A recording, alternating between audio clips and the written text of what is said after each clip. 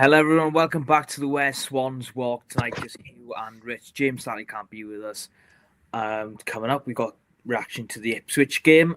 Relegation. Who do we want to see relegated from the Premier League, and who do we want gone, absolutely gone from the Championship?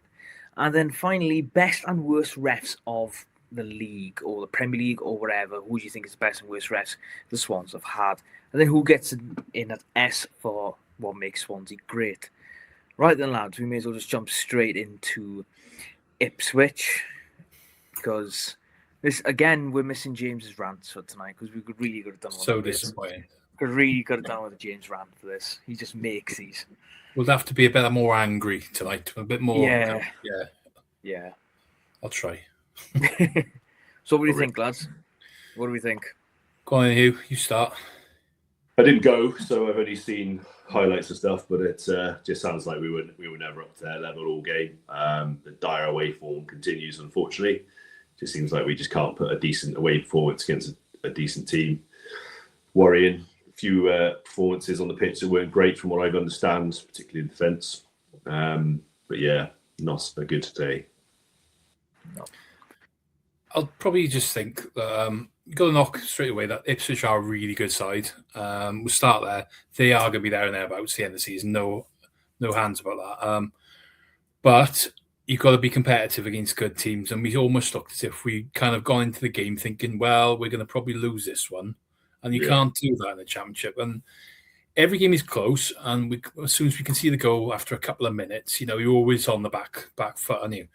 But I noticed really that it's that right-hand side we got absolutely taken apart on. Yeah. And it's Galbraith, in all fairness, he hadn't really had a bad game this season, but he got ruined on that right-hand side. I'm sorry, he's not really a right back for me, I don't think. I think it was a ways to a means at times against the poorer teams to show we had a bit more attacking threat. But we need to go and buy there, really, and put him back in his bottom position. But then that also brings up other facts then that you've got a settled midfield as such, The biggest thing I will say is it was 3 games in the week and it was 1 game too many, I think. Looking at the side, he's obviously looked at the way the players have performed, what their kind of state of mind is, how fit they are. VP, for example, left on the bench. Franco, those are the kind of guys. If you're playing Ipswich and you're really up for it and you're going for points and you really want to get the playoffs, you would put all those guys to start. But obviously, they're not right. You don't want to get them injured. It's a long season. We still got one slight eye over the other way, which we won't talk about too much. But we haven't got a big enough squad is the end of it. And we got punished. All the goals, looking at it, okay, they could have done better with a couple of them, but they were all pretty well finished, good well-taken goals. So well beaten on the day, but can't complain. No, I agree. Thoroughly agree. I thought exactly the same. It's just clinical finish from Ipswich. Every time they attacked, looked like a threat, and again just got punished. You can see the difference in sides straight away. Like we haven't got the depth at all compared to them, and they generally do look like a Premier League bound side, and it just shows. There's 12 places between us and them, and it clearly does show. They didn't even leave second gear most of the game. Nothing really else. I was interested to see as well that they bought the boy from Bristol City as well, Mahedi, I think his name is, up front. And he was their best player, Bristol City, for the first part of the season, scored quite a few goals. And obviously they brought him into a side that's looking to go towards promotion. That's the kind of thing you can do when you've got a little bit of money in the bag come January. And then those kind of sides tend to be there at the end of the season. Whereas we were never going to be in that kind of bracket of teams. So you're always against that kind of thing, being the Swans. And after this weekend, you can clearly see now the table quite clearly shifting. You got the top 8 that are going to be promotion bound. They're just all, I think, from 1st to 8th, all won. And from 7, I can't remember, from the bottom 7, all lost. So you can see now the table's starting to just shift a bit, like who's going to go for promotion, who's going to in a relegation scrap. With that being said, I want you boys to give me one team each from the Prem and the Championship, who you want to come down from the Prem and who you want out of the Championship. I'd love to see Spurs come down. I think it'd be hilarious. Yeah, I think we said this last week. And I don't like the way they treated certain players like Ben Davis and people. Their fans on social media have been abhorrent to certain players who are actually some of their better players. Yeah. Don't like the fan base at all. So love to see them come down. I would. To go down, quite like to see West Brom go down from the Championship. Well, don't particularly like West Brom. Be interesting to see a bigger team go down as well. Quite like Oxford. I spent a lot of my youth growing up there as well, so I don't mind Oxford. Wouldn't mind seeing them stay up. Portsmouth, indifferent to. So I'm going to go with West Brom down, Tottenham down. Yeah, I agree. Same with Spurs. I don't think they appreciate how good they've actually got it and the players they've got. You know, as you said, like Ben Davis, been serving for almost 10 years, really, isn't he? Been more 12. You know, but we got if they go down, I can see him leaving. To be honest, I can see him coming back home to the Swans, easy peasy. Hopefully. Get the contract on the table, ready to go.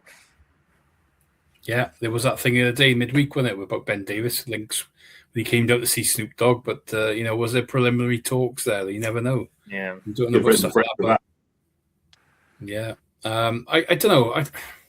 I don't want to see teams go under, and I think this season we got some horrific situations where the Premier League teams and the Championship teams that are going down are going to be in significant financial bother next year if they do go. So if you look at West Ham or Tottenham, both of them have spent an absolute fortune on stadiums and over the last couple of years, and running costs must be absolutely massive. So if one of them went down, the only good thing I could say would be that's a great away day for us next year. But for those two clubs, it's going to be horrific. So in that kind of way, we'll have Forest back, and I suppose another long trip away. But Championship-wise, again, it's like West Brom, they're only a little club, but that's going to really affect them. Leicester would be catastrophic. Yeah. Remember a couple of years ago speaking to someone from the club, and they said they still, when they came down first time, they still had the same amount of staff as they were running on in the Premier League, and they gambled on it to go back up. But they came back down. I don't know the difference between that since, but they were obviously running on higher volume of wages and things still. They wouldn't have dropped it that much then. They wouldn't have expected this season at all. They'd be thinking, well, we're going to go up, or worst case scenario, finish mid-table. If they go down in the Championship, that they're going to have to get rid of half their squad. Yeah. So you think about things like embargoes and things like that then, and it gets complicated. So I don't know. Oxford are gone. Pompey probably, then go and chuck Pompey back down. They've been there before. Yeah, I agree. You know, Wednesday, sadly, that I don't want to see Wednesday gone. I don't really want to see Wednesday down in League One, but it's just what's happened, and it's sad to see. Same with Leicester. Nobody would have thought what's gone on, but to be honest with you, I would like to see Blackburn down. I don't know why. Just want to see Blackburn gone. There is no other reason. I just want them gone. Sometimes you just have no reason. Just want them gone. They've had their Premier League gone. You know, they had their Premier League almost 30 years ago, you know. It's true. Leicester, 2 Premier League winners potentially going down to League One. Yeah, it's crazy. It's crazy, you know, how fast things come at you, you know. We spoke about it multiple times, you know, 10 years ago in Europe, and Leicester weren't that long ago, you know, 5-6 years ago, they were in the semi-finals, quarterfinals of the Champions League. Well, the FA Cup. And the FA Cup, you know, literally only 5 years ago. Yeah. So where are you now, Brendan? Where are you? Yeah. Is it really Brendan Rodgers' fault? Is it Brendan Rodgers' fault after all? Steve Cooper's fault? Is it really? All linked to the Swans, are they? Yeah, you know, it's always we're here, then everywhere. The Swans, really, we're always messing things up for everyone else. Right, moving on then to refs, best and worst refs. I think we've all got a favourite ref. I don't think anyone's got a favourite ref, so we're just going straight on to worst refs. I'll start because he's on my mind every time I think of a worst ref. Michael Oliver. I don't know why. I know he doesn't manage many Championship games, but I absolutely despise the bloke. Absolutely despise him. He used to be all right back in the day, years ago. Yeah. Okay. But I'm not so sure so much these days. No. I got another one though. Go on. Oh, this one really grates me. It's like, like a cheese grater or so. That kind of noise that really gets you, kind of scraping nails or something like that. Bobby Madley. Mine. Oh. Oh, you see, No. you kind of want to go and it ruins your day. You've had a lovely day. You've started up. You woke up in the morning. Saturdays, football, great. You got the Swans. Go there and you just see the problem. Bobby Madley. Oh, it's over. It's over, boys. We lost. Yeah. We're not going to get nothing today. Yeah. And I can give you perfect examples as well, right? Sunderland, home. I think it was 2 years ago. Charlie Patino's red card. Dreadful. What an awful ref. I have it quoted. I have it written down. He's come with receipts. I come with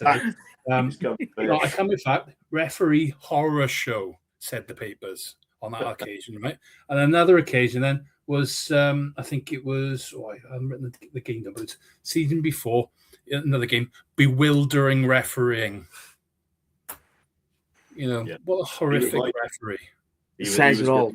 As well, Rich. That's exactly what I was going to say. So, in the interest of going with an extra wide, I'm going to go with. I know he doesn't referee much for us, but Anthony Taylor, purely because he makes it all about him.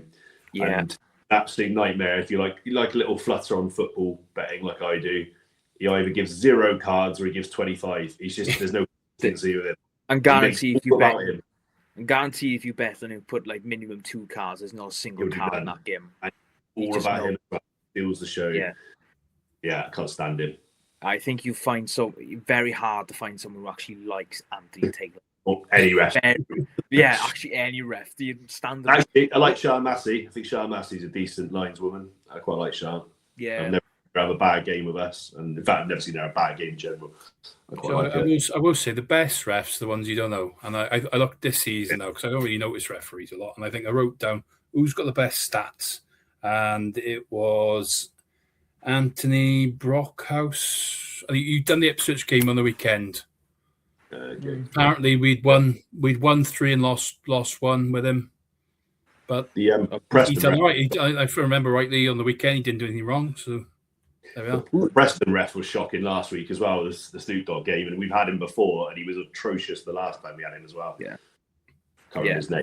Awful. I can't remember the name of the guy who doubled down on his decision to not award a penalty. I think he's in the FA Cup or something like that with VAR or the League Cup, etc. I can't remember him, but apparently he's a really good ref. I can't remember him, but I think can't remember.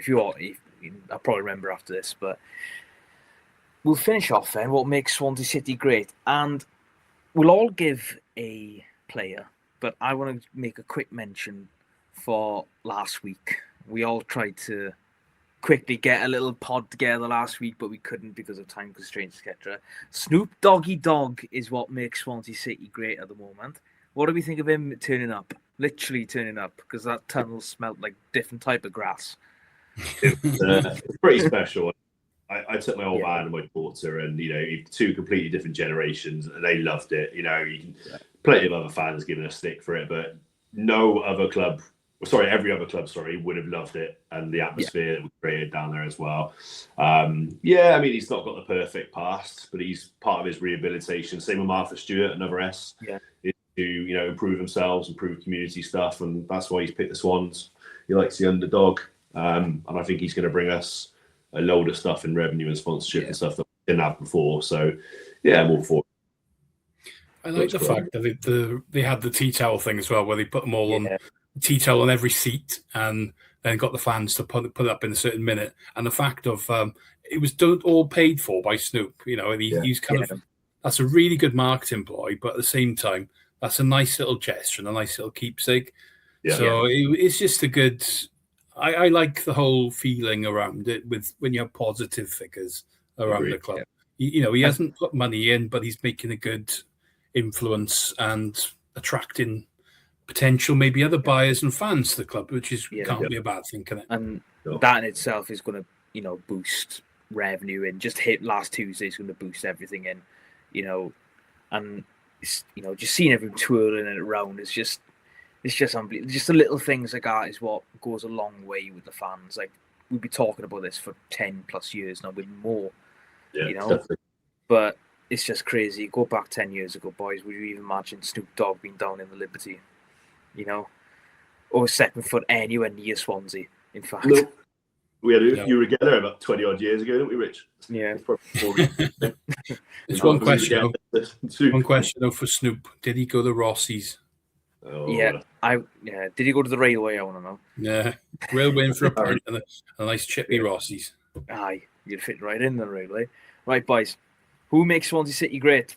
Who gets in an S for you? Bar Snoop Doggy Dog.